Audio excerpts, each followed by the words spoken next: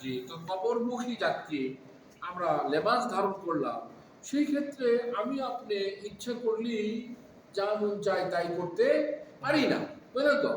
এহরাম মানে কি? মুহরিম যে ব্যক্তি নিয়ত করে তালবিয়া পড়া শুরু করে দেয়, হজের কাজ শুরু করে দেয়, লাব্বাইক আল্লাহুম্মা লাব্বাইক, লাব্বাইক লা শারীকা লাকা লাব্বাইক, ইন্নাল হামদা ওয়ান নি'মা লাকা ওয়াল মুলক লা শারীকা লাক।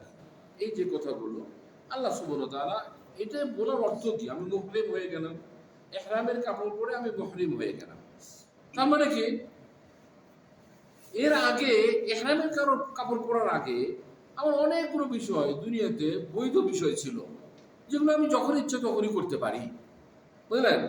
ওই যে নামাজের ভিতরে তাকবীরাতুল ইহরাম, প্রথমে যে তাকবীরটা আমরা দেই, তাকবীরাতুল ইহরাম করি না আমরা, অর্থাৎ হারাম করার তাকবীর। তার মানে কি? যে তাকবীর পাঠ করলে ওই তাকবীরের আগে আমার অনেকগুলো জিনিস কি ছিল? হালাল ছিল। কিন্তু যখনই আমি তাকবীর পাঠ করলাম, তারপরে আসে কি হয়ে গেল? আমার জন্য ওগুলো হারাম হারাম হয়ে গেল, যতক্ষণ পর্যন্ত আমি সালাম না ফিরবো। তেমনি ভাবে যতক্ষণ পর্যন্ত আমি আপনার আরাফার মাঠ, মুজদালিফা, মিনা হয়ে ঘুরে, তারপরে কুরবানি, তারপরে আপনার মাথা মুন্ডন করে আপনার ইহরামের কাপড় যতক্ষণ পর্যন্ত আমি না খুলবো, ততক্ষণ পর্যন্ত আমার জন্য অনেকগুলো জিনিস কি বৈধ নাই, যদিও সেগুলো তার আগে বৈধ ছিল। সেগুলোর কথা বলতে যাই আল্লাহ বলছেন ফালা রাফাস, বুঝলেন? ফামান ফারাদা ফীহিন্নাল হজ্জ ফালা রাফাস, তুমি কি করবে না? স্ত্রী সহবাস করতে পারবে, বুঝলেন? জেনার কথা বলা হয়নি কিন্তু, হ্যাঁ, জেনা আগেও হারাম, পরেও হারাম, কিন্তু স্ত্রী সহবাস এখান থেকে উদ্দেশ্য হলো কি? বৈধ স্ত্রী ছিল, এহরাম করার কারণে সে এখন অবৈধ হয়ে গেছে। এই অবৈধ কাজ তুমি করতে পারবে না, বুঝতে পারছেন বিষয়টা? এহরাম করার কারণে অবৈধ কাজ আর করা যাবে না, অর্থাৎ যেটা যদিও বৈধ কিন্তু এহরামের কারণে অবৈধ হয়ে গেছে, এই কাজ আর করা যাবে না। স্ত্রী সহবাসী শুধু নয়, সহবাস যদি কেউ না করে, কিন্তু সহবাসের পূর্বে যে কাজগুলো হয়ে থাকে, হ্যাঁ, কামনা বাসনা নিয়ে স্ত্রীর দিকে তাকানো, এহরামের কাপড় পরে আপনার কি বলে আপনার, তারপরে শরীরে শরীর লাগানো কামনার সাথে, হ্যাঁ, যাওয়া পাওয়ার বাসনার সাথে, এই ধরনের কাজ মোকাদ্দেমা বলা হয়, পূর্বের কাজ। হ্যাঁ, স্ত্রী সহবাসের পূর্বের কাজগুলো যেগুলো হয়ে থাকে সেগুলো নিষেধ, শুধু স্ত্রী সঙ্গমই নয়, এগুলো থেকে পরিপূর্ণভাবে বিরত থাকতে হবে যাদের স্ত্রী আছে। আর যাদের স্ত্রী নাই, হজের মৌসুম, যদিও পর্দার ব্যাপারে আপনার আমরা বলবো যে কোনো শিথিলতাই নাই, তারপরে মহিলাদের মুখ খোলার কথা আছে, কিন্তু মহিলারা যখন ভিড় দেখবে তখন মুখ ঢেকে রাখবে। এই ক্ষেত্রগুলোতে মহিলারা পরিপূর্ণ পর্দা করে আসবে, কিন্তু সেই ক্ষেত্রেও যদি আপনার কোনো মহিলার দেখার সম্ভাবনা থাকে, চক্ষু বেঁচে চলতে হবে, তাদের শরীরের দিকে তাকানো যাবে না, হ্যাঁ, নানাভাবে নিজেকে এই আয়াতের আলোকে পরহেজ করতে হবে। ইহরামের কাপড় পরার অবস্থায় এটা পরহেজ করতে হবে। ফালা রাফাসা ওয়ালা ফুসুকা, ফুসুক হলো আল মাআসি, বুঝলেন? ফুসুক হলো এখানে আয়াতে বলা হয়েছে ওয়ালা ফুসুকা ওয়ালা জিদালা ফিল হজ। আল্লাহ সুবহানাহু ওয়া তাআলা বলছেন যে ফাসেকি কাজ, ফাসেকি মানে কি? আল মাআসি কুল্লুহা, আল মাআসি মানে কি? পাপের কাজ। আল্লাহ সুবহানাহু ওয়া তাআলা যে কাজগুলোকে আপনারা কি করেছেন? সর্বক্ষণে সব সময়ের জন্য হারাম করেছেন, যখন ইহরামের কাপড় পরলেন তখন এগুলো আরো হারাম, এগুলো আরো করা যাবে না। এগুলো থেকে কি থাকতে বিরত থাকতে হবে। যেমন বলা হয়েছে উকুকুল ওয়ালিদাইন, মা বাবার নাফরমানি, ওয়া কাতিআতুর রাহিম, আত্মীয়তা সম্পর্ক ছিন্ন করা, ওয়া আকলুর রিবা, আমরা সুদ খাওয়া, তেমনি ভাবে ওয়া আকলু মালিল ইয়েতিম, ইয়েতিমের সম্পদ ভক্ষণ করা, গীবত করা, চুগলখুরি করা, এই ধরনের আরো আরো অসংখ্য কি আছে আপনার অন্যায়, অশ্লীলতা, পাপাচার আছে, সেগুলো থেকে বিরত থাকার নাম ওয়ালা ফুসুকা, অর্থাৎ ওয়ালা ইয়াতি আল ফুসুক, অর্থাৎ সে অন্যায় করবে না, পাপের কাজে জড়িত হবে না ইহরাম পরা অবস্থায়। ঠিক আছে? তাহলে এগুলো যদি কেউ করে তাহলে কি হবে?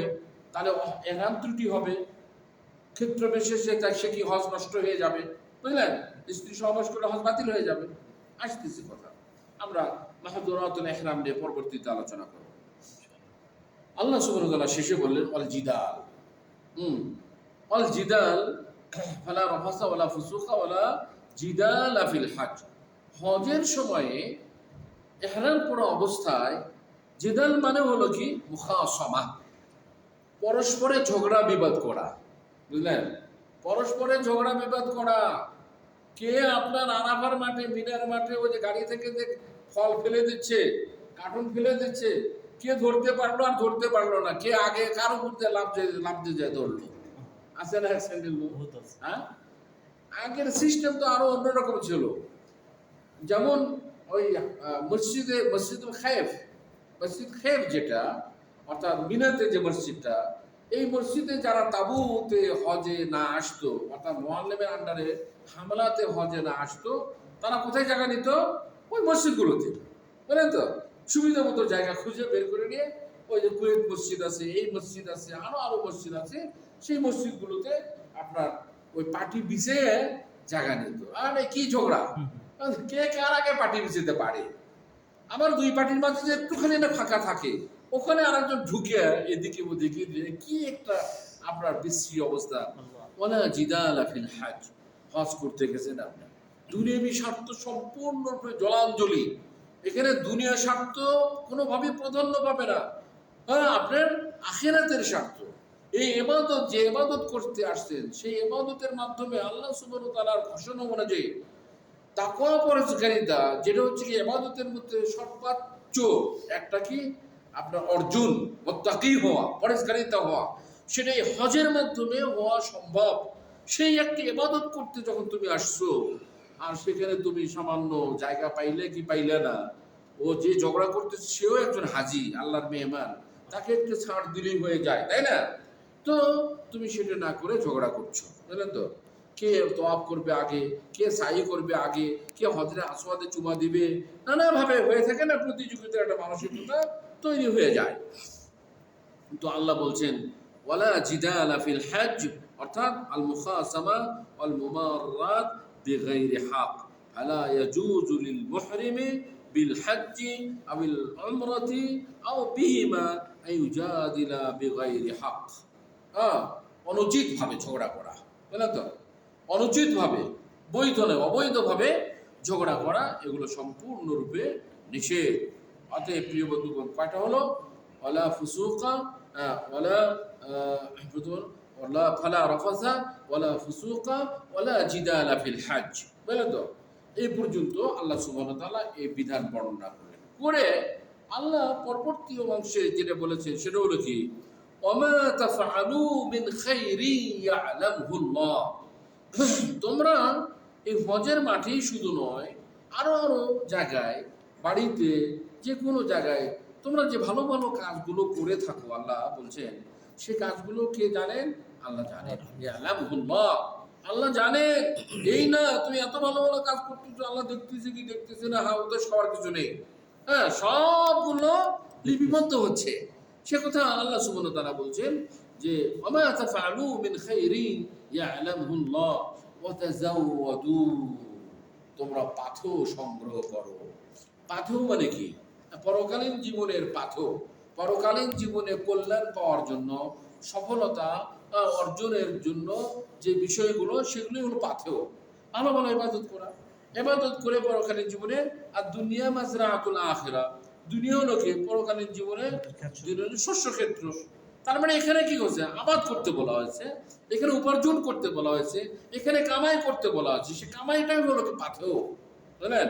ওয়াতাযাওয়াদু ফাইন্না খায়রাজ যাদিত তাকওয়া, তোমরা কি করো? জেনে রাখো উত্তম পাথেয় হলো কি মুত্তাকি হওয়া, পরহেজগারিতা অর্জন করা। বুঝতে পারছেন? অতএব আমরা দুনিয়াতে সবসময় আমাদের চেষ্টা থাকবে কি মুত্তাকি হওয়া, পরহেজগার হওয়া। তার মানে কি প্রতিটা পদক্ষেপে আল্লাহ সুবহানাহু ওয়া তাআলাকে হাজের নাজের জেনে, অর্থাৎ কোনটা বৈধ আর কোনটা অবৈধ। অবৈধ করা যাবে না, বৈধটা করতে হবে। কোনটা হালাল, কোনটা হারাম, হারাম আমার খাওয়া যাবে না, হালাল খেতে হবে। এইভাবে স্টেপ বাই স্টেপ প্রতিটা ক্ষেত্রে আপনাকে কি করতে হবে, এই পরীক্ষার সম্মুখীন আমার আল্লাহ দেখছেন। তাকওয়া মানে কি আল্লাহ ভীতি, আমার আল্লাহ দেখছেন। প্রতিটা ক্ষেত্রে আল্লাহকে ভয় করে যেটা বৈধ সেটা করার নামই হলো কি মুত্তাকি হওয়া। তাই বলছে ফাইন্না খায়রাজ যাদি তাকওয়া, উত্তম পরহেজগারিতা, উত্তম পাথেয় হলো কি মুত্তাকি হওয়া, পরহেজগারিতা অর্জন করা। বুঝলেন, আল্লাহ সুবহানাহু ওয়া তাআলা এটা বললেন। পরে আল্লাহ বলছেন ওয়াত্তাকুনি ইয়া উলিল আলবাব, হে চক্ষুষ্মান, হে জ্ঞান সম্পন্ন বিবেকবান লোকেরা, তোমরা কি করো, আমাকে ভয় করো। বুঝতে পারছেন, আমাকে ভয় করো। প্রিয় বন্ধুগণ, এটাই হলো মূলত হজ সংক্রান্ত একটা আয়াত, যে আয়াতের মাধ্যমে আল্লাহ সুবহানাহু ওয়া তাআলা আপনি আমি যদি হজ করতে চাই কখন হজ করব সে বিধান বলে দিলেন, হজ করার সময় হজ যে ফরজ সেটা বলে দিলেন, আর হজ করার সময় বেশ কিছু কাজ আছে যে কাজ থেকে আমাদেরকে বিরত থাকতে হবে। যদি আমরা থাকি তাহলে আমরা কি হতে পারবো, পরকালীন জীবনে পাথর সংগ্রহ করতে পারবো। আর তা হলো মুত্তাকি হওয়া, পরহেজগারিতা অর্জন করতে পারবো। আজকে হজ চলছে আমাদের ভিতর, আমরা সবাই মুসলিম এবং আমাদের হজ করা উচিত। সৌদি আরবে আসছি আমরা, এখানে পাশেই আমাদের মক্কা, হ্যাঁ, 500-600 কিলোমিটার। এখানে যাওয়ার জন্য সামান্য কিছু টাকা লাগে, যে টাকাটা আমি ইচ্ছে করলে 2 বছর 3 বছরের ভেতরে কি করতে পারি, যাবতীয় খরচ করেও আমি জমা করতে পারি, বুঝলেন তো। সেই ক্ষেত্রে আমরা আপনার বলতে চাই যে আপনারা যারা এবার হজ করতে পারছেন না, হজ কাদের উপর সমর্থ কাদের উপর খরচ সেটা নিয়ে আগামীতে আলোচনা হবে।